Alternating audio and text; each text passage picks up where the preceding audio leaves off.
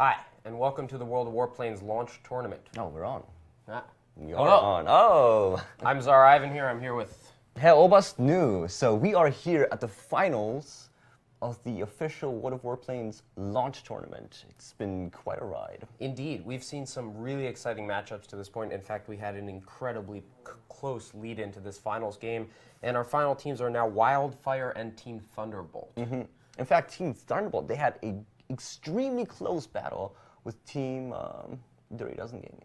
Dirty Dozen Gaming, indeed. In fact, we saw that battle go all the way to the end with an unfortunate allied collision, which really threw a wrench into the works there. But as a result, now we do have a really fantastic matchup here. We're looking to see some exceptional teamwork, a lot of good gameplay.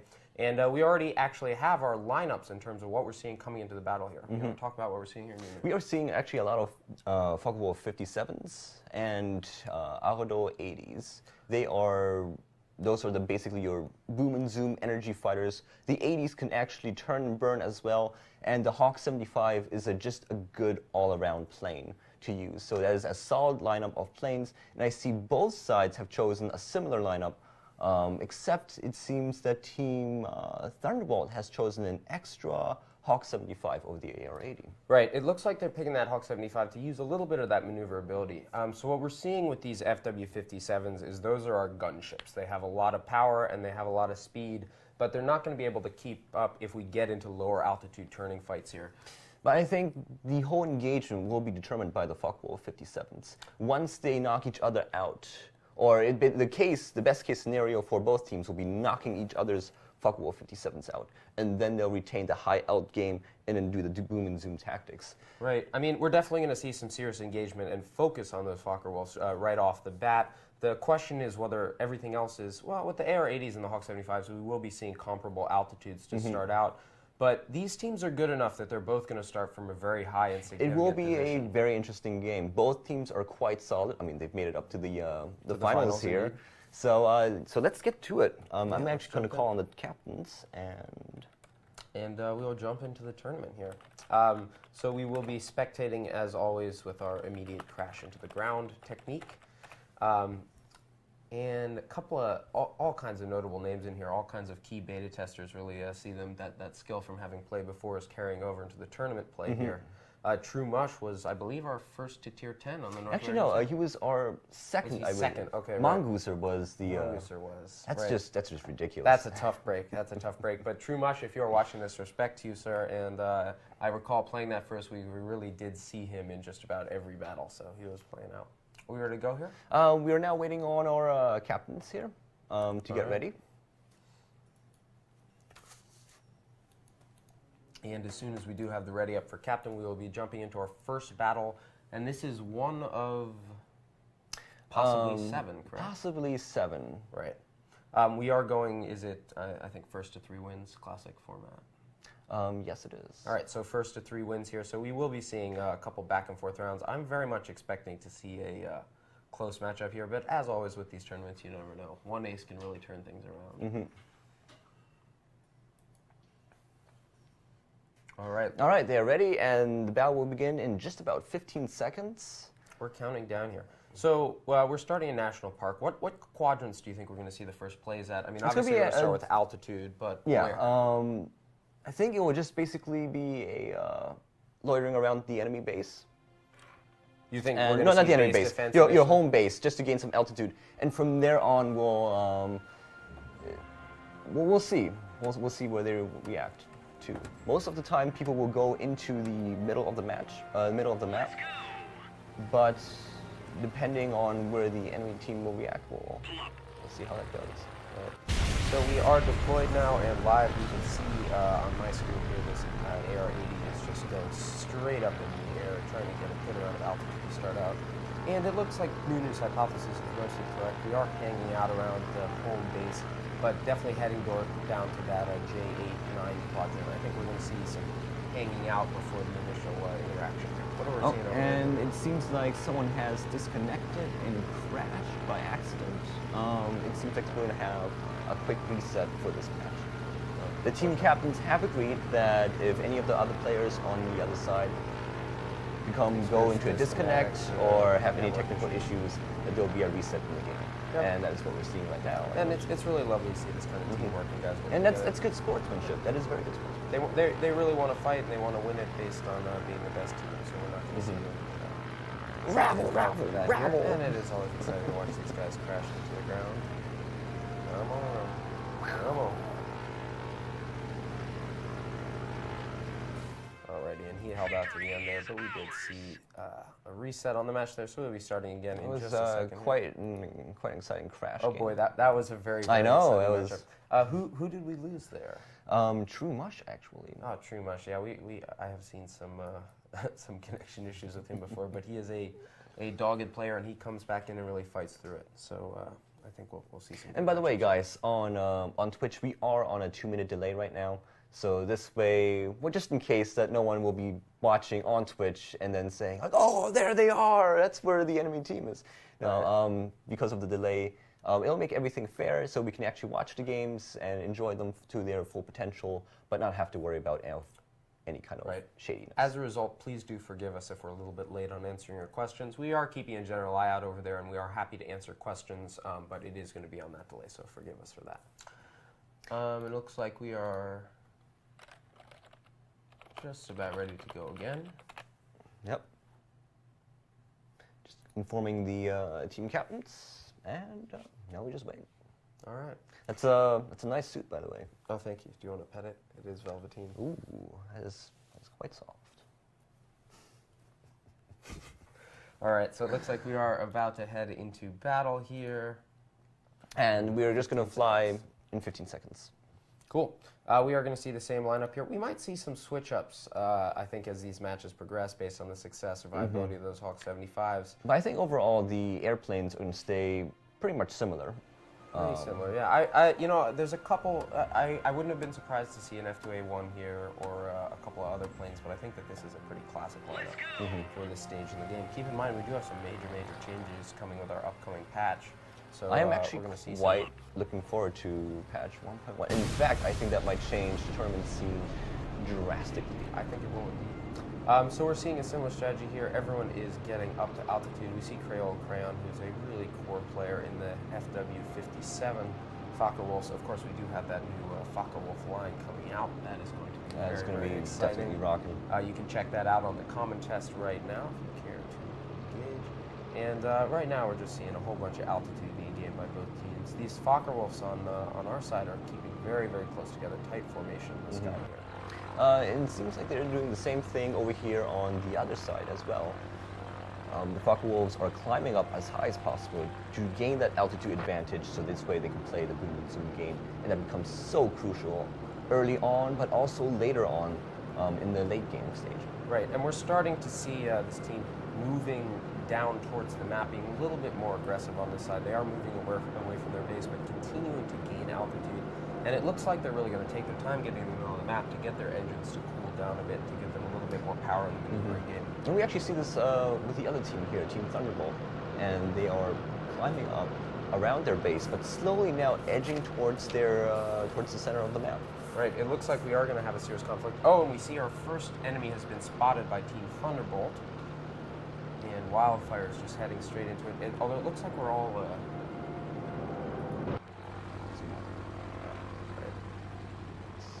now we get to grand final. But it seems like both teams have spotted each other, and they're going at each other right now. We'll see how the 57s will respond, which will be the crucial deciding factor of this game, actually. And here they go. They're going at each other, firing away. All right, we do have our first enemy. It looks and like down goes 2 members of Team Thunderbolt in rapid succession. They've lost 157. That is quite a handicap for them. Indeed, and we have lost one over here. Paintball Freaks is down, but it looks like other than that, this is turning into a disastrous for Team Thunderbolt. Oh, they turn around a little bit. We're seeing some fire from that FW57. Yeah, but the 57s here from so now, we are now down to 2 to 3. We are seeing another serious amount of fire coming out of this AR-80. That Hawk 75 can probably outmaneuver him. But they've lost both of their 57s. This is going to be quite an uphill battle so 1 against versus 3 with this Team Thunderbolt. This Hawk 75, and a Hawk 75 could do it, but this is going to be a tough fight for him, especially as we're losing altitude going into the game here, and he is taken down. That is the end of round 1.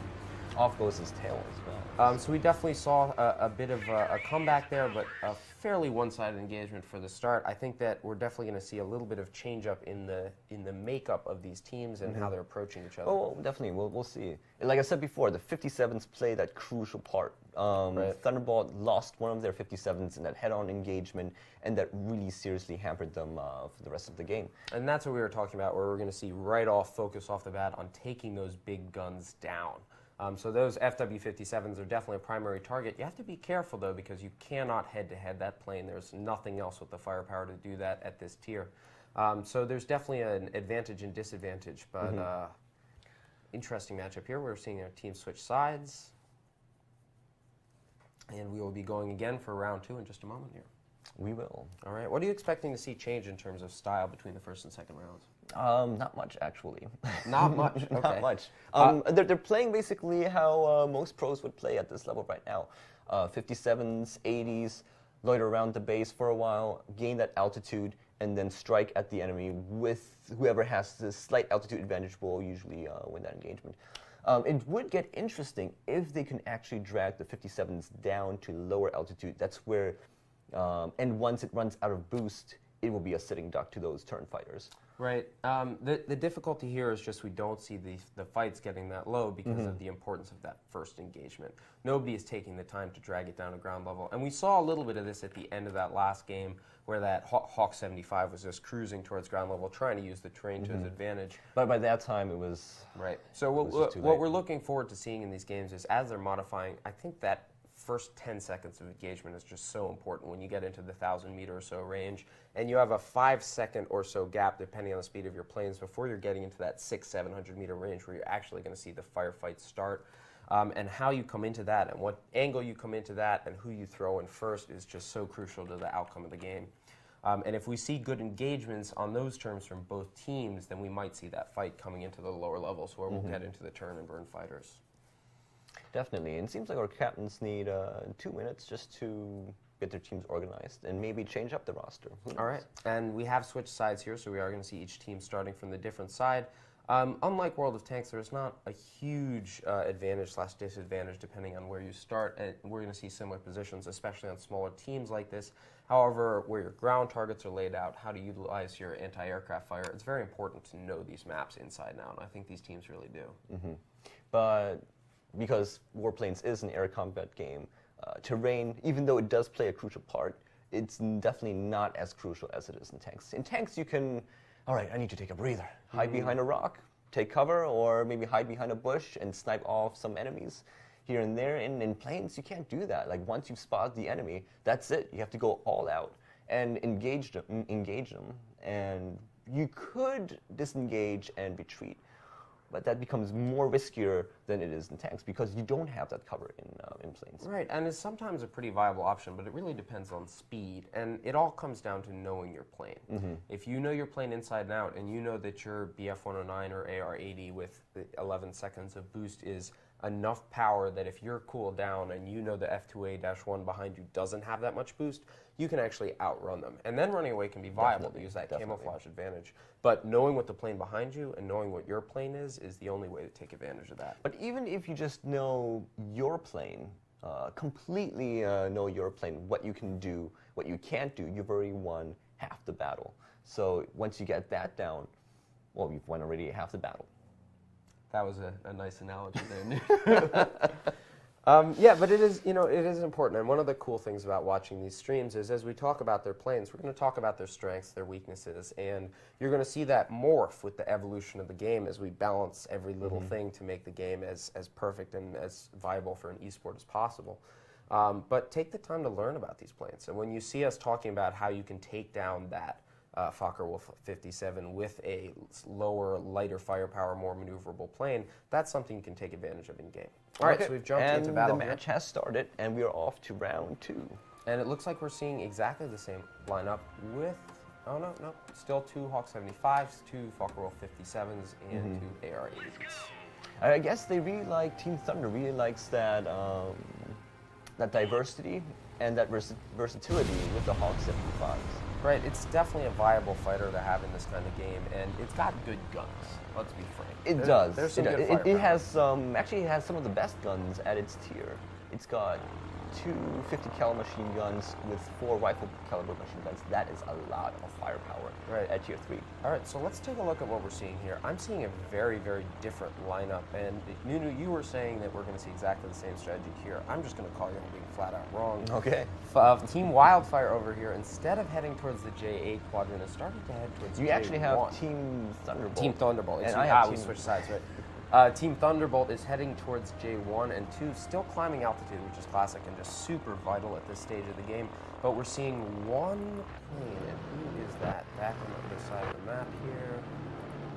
He's going into Exactly, Tyler John Anderson, who is the captain of our team here. He is staying on the far side, but it looks like they are regrouping. What are we seeing on the other side? On the other side, we're seeing Team WildFyre doing the classic, just loitering around your base and gaining that altitude, gaining that climb, gaining energy, and then trying to get that advantage. Right, so we are seeing similar positions. It looks like we're edging into a conflict at high altitude above the main valley. But it seems like that Team Thunderbolt actually wants a surprise attack, seeing they're actually not near the center, and they're actually on the edge of the map, which is a little bit unorthodox. Unorthodox, indeed. It seems like they're trying to pull them into a conflict. They might be trying to use anti-aircraft to their advantage here, but you really have to pull that fight all the way down to ground level. But if they can actually do that and drag the 57s down to that level, that could work into their favor. Right. The problem is actually getting those 57s down there, and we actually have a spot from Team Thunderbolt, but they have not been spotted. Team WildFyre has not spotted them, but now they have spotted them. We have everybody on radar here. Everybody is at high altitude. You can see serious lineups. This actually might be quite disadvantage for Team Thunderbolt, seeing how Team WildFyre has the much higher altitude advantage. They are now engaging, the Focke-Wulf 57s are now engaging at each other. Seeing, and this first FW-57 is not going to go down. Oh, and down he goes. He goes down, and the altitude advantage dispersion just killed him there. And now they're going to be focusing fire on the next 57. We do see a AR-80 go down very quickly there, and it is both 57s are down, and the 57 is now on the 80, but he's going to ignore it, going for another 75 goes down. zoom climb. And we are down to the last AR-80 here, and this is melting. We see a lot of injured opponents on the enemy side, but no actual. Well, one kill. Revolution went down, but besides that, down he goes, and that's another win for. It's another win for Team WildFyre. Team WildFyre seems to be really taking on fire, on fire per se. And so what is playing out here in their advantage? We see they definitely have that second AR-80 as opposed to the 2 Hawk 75s, and they're getting a little bit more altitude. Is that what's really? That is really what. And also we see how their 57s are just flying side by side. Tandem, just great teamwork there. Who is it we're seeing in both of those 57s here? We have Frozen Tech and Civil Ace and Crayola, Crayon, and Bandit. Well, Crayola, Crayon, and Bandit are 2 pretty solid players who we've seen just throughout the evolution of the game here, and that's a pretty mean. That is pretty mean. But also, what really did them in was because the gun dispersion when you aim up is quite large, and the 57s that are coming in. Sorry, keep going. And the 57 overall. The 57s that were actually coming in from WildFyre that were aiming at Team Thunderbolts, they were actually at a higher elevation like this, so they actually had, like, I guess this is better for the camera, they actually had the advantage of a tighter gun dispersion against the enemy 57. And the enemy 57 from Team Thunderbolt was by himself, actually, when I saw that. He was by himself. He was on his own, and the issue we saw there is he had climbed to a viable altitude to contend with those Focke-Wulfs, but it ended up being a 2v1 head-to-head. And it might have been worth it for him at that point. We're talking about the value of killing these FW-57s right off the bat. If he could have gotten that, either a ram kill, I hate to say it, or a head-to-head kill, it might have been worth it to take those 2 out of the fight. But at 2v1, that's just not going to work out. We're focusing fire with them, and 4 20mm cannons is much more powerful than just 2 4mm can 24. Good Good math there, sir. No, I said 4 20mm cannons is more than 2 20mm cannons. You were correct. I just thought it was a really obvious statement. Alrighty, so what are we looking like on our next round here? Okay, it seems like they need to...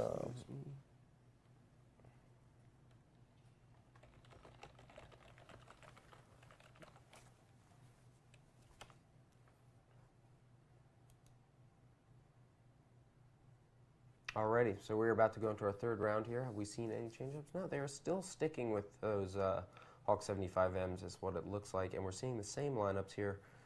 I wonder if we're going to see a little bit more cooperation between the FW57s here on Team Thunderbolt as a result of what happened those first 2 rounds. Well, just 15 more seconds until the next round. All right. Hopefully Team Thunderbolt will be able to pull it off. We shall see, indeed. But Team WildFyre, quite solid performance. In 2 rounds in a row there, yeah. The teamwork is excellent here. The 57 sticking together, focusing fire. If Thunderbolt can knock out their 57s, then they should be in a very good position. If they can achieve that. If they can achieve that. And I think we're going to see even more altitude climbing here. And this has been a pretty aggressive play for tournaments. Normally you see a little bit more sort of hanging out before we get into the thick of things. And we are down there, we are seeing our classic altitude climb. What kind of movement are we seeing over there? I'm seeing a base strategy, but it looks like we're going almost up to the G7 line, which would be a very, very fast engagement. And Thunderbolt over here, they are still going around their base at around sectors C6, C5. Taking it easy. They're a little bit disorganized, I see. Their flights are not compact together. They're a little bit spread out around the map, which could be detrimental, especially at this stage of the game. Right, and we are seeing, once again, this just fantastic formation by Cram and Bandit here, really staying on each other's tails, looking out for each other, and focusing those 420mm cannons, as you were saying, is such a crucial damage output at this tier of the game. And they are hovering right over their base, and we're seeing that on both teams as well. So we are seeing a more cautious engagement here. Though it looked like they were a little less tight off the beginning, but just climbing to higher and higher altitudes. What are we seeing on the other side of the map, Lena? On the other side of the map, we see the formation has tightened up significantly from Team Thunderbolt. They're at around, say, 2,000, 2,500 meters. Something like that. And it looks like we're even a little bit higher here, which has been the story of this tournament so far. And you can see that the superior engine power of the FW57s is just straight up getting them higher in the sky than those other planes. So as opposed to focusing on keeping the whole group in a very, very tight engagement, what we're seeing is Team WildFyre is just saying, let's get every plane as high as it can possibly go. So that's why we're seeing these FW57s, which might almost be at about 3,000 meters here. And then those AR-80s and the Hawk 75s down below us, still using their engines to get to higher altitude, but not even climbing to this Focke-Wulf 57 range. And over here, it seems like Team Thunderbolt heading down south. Team Thunderbolt is grouped up over here. Yes, they are grouped up over there, and they're actually headed down the 8 line. We're going to see a movement this way, it looks like, and a little bit of a split here. Is that our 2 Focke-Wulfs are staying Those are the 2 behind? I guess they want to maybe bait the other 57s in taking the lower targets, so this way they can swoop in and take out their 57s. Right, and we are seeing them continue to gain altitude here. Just playing around a little bit, having some fun. And there we see the first spot, AR-80 at almost exactly the same altitude here. What kind of engagement are we looking at here? This could be actually a one-sided engagement, seeing how Team Thunderbolt hasn't even spotted them on their radar. Now they have spotted them just briefly. Oh, there he is, but this actually might have given Team WildFyre a slight advantage in targeting. And I imagine what we're seeing there is the extended view range skill on the player here. This first AR-80 coming into contact, and he has already taken some damage. He is going to be down. 3 focus fires. Oh no, the Thunderbolt 57 is actually targeting someone else, and the other 57 is now getting focus fire. But both Hawk 75 goes down. And there goes the 57 from Team Thunderbolt. They did not focus fire. They only sent 1 person against the enemy 57. We do still see 2 57s, but he is going down. We're seeing just massive enemy fire there. Everybody is in this beautiful formation. They're coming down from high. That last Hawk 75 picks up 1 more kill. We see a kill from all remaining members, but he is going to go down. And that is our 3rd and final round as we watch this spiral into destruction. That was quite a game. Congratulations, Team WildFyre, for winning the World of Warplanes launch tournament. Hooray! WildFyre. What's the Fire. correct pronunciation of wildfire with a Y? Fire. WildFyre. Congratulations. And we're going to make fun of you because we won. And the other guys, you put up a fantastic effort. Definitely. My one recommendation, having looked at this gameplay, is you got to use that altitude to your advantage. The good news is that we're going to see some changes with the upcoming patch that we can't go into details about, but are really going to level the playing field a little bit more. And I think we're going to start to see a more exciting variation in terms of our tournament teams. I look forward to it, especially having tested on the common test Indeed, server. and my version adorable 1.1. little candy red painted I-16 can make its way back onto the battlefield.